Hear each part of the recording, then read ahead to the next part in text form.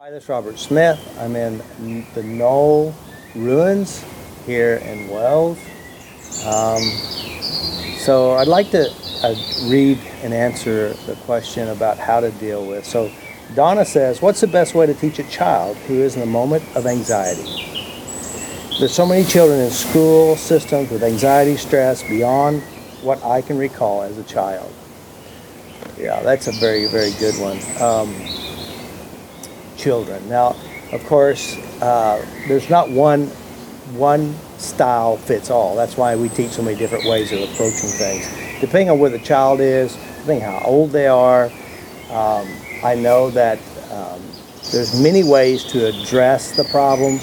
Teaching your children how their mind works and showing them how to adjust their feelings. And so I work with a lot of children.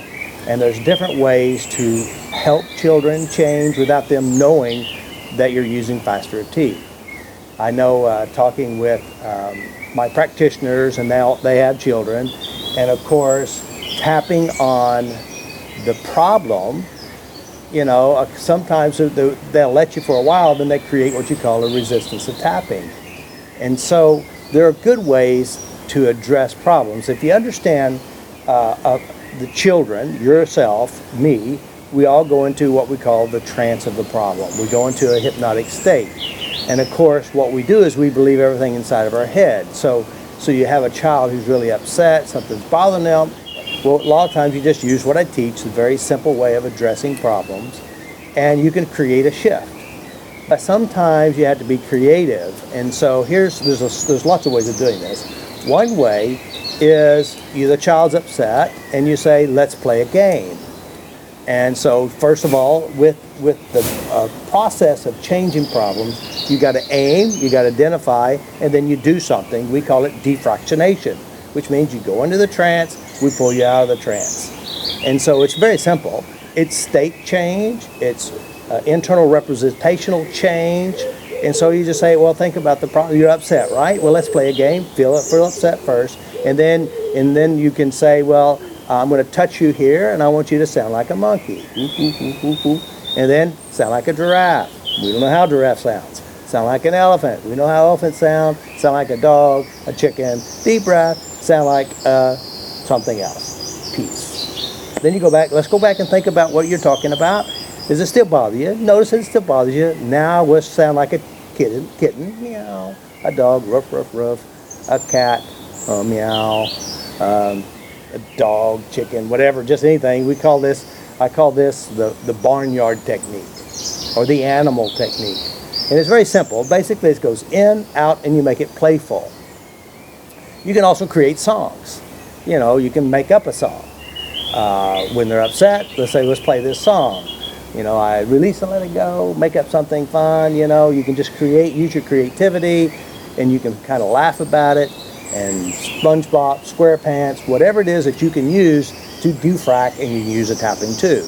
Now you can do it without tapping as well, just by using positive emotional association. So when they're feeling bad, they notice how bad they are, and I said, what color are SpongeBob's pants? Well, we don't know, because he doesn't, or SquarePants or something. I don't know, you make up something. You can have him, and then you go back again. So let's go back and think about it again. And you say, remember eating ice cream with your grandfather? And they smile really big. Then you go right back to it again, and you check that. These are great ways to defractionate and also to dissipate the problem. Sometimes while they're telling their story. They're telling the story, and they say, did you like pudding last night? And they go, yes. And then you say, okay, let's go back and tell your story again. And then when they get to another part, you say, ask them another silly question. Or like, do you like it when you have pizza? What's your favorite pizza? And they go, blah, blah, blah. And they say, let's go back and tell your story. Again, it's called defractionation. Children are very, very simple because, first of all, they easily associate their emotions. And we're talking about young children. Now later on, we get adult, like teens. Sometimes, if some of them here's the deal too. If they want help, they'll let you help them. If they don't want help, then you're just going to have to wait until they're ready. A tendency, with children, they have a tendency to have you, who's always finding something wrong with them, to fix them. And of course, that creates a resistance. So one of the best ways to help children is help yourself. that basically means think about what it is that you think they're feeling, think about their upset feelings, and you tap on you.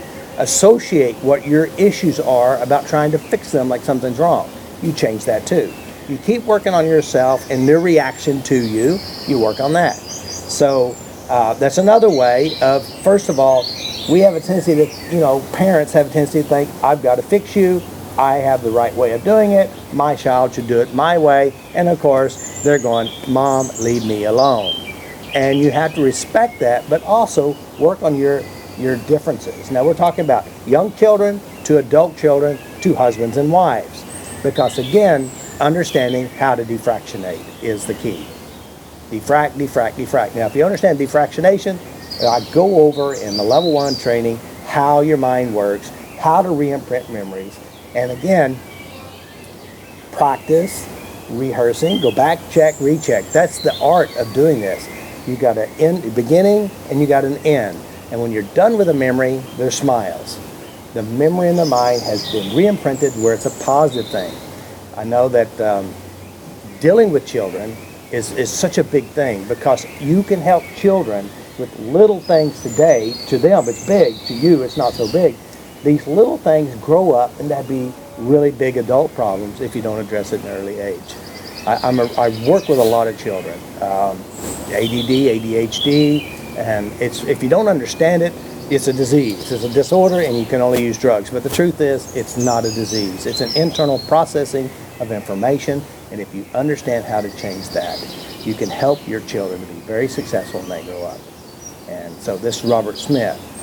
The most important thing is understand it's a trance, break the trance, also find positive things I'd like to do, and then you just go back over and over and over again until you totally dissipate it to where it's positive. Again, children are really easy. Now another thing too, I want to say this. If you tap on yourself, especially we're talking about younger children, tap on yourself and be a good example of addressing your own emotional issues.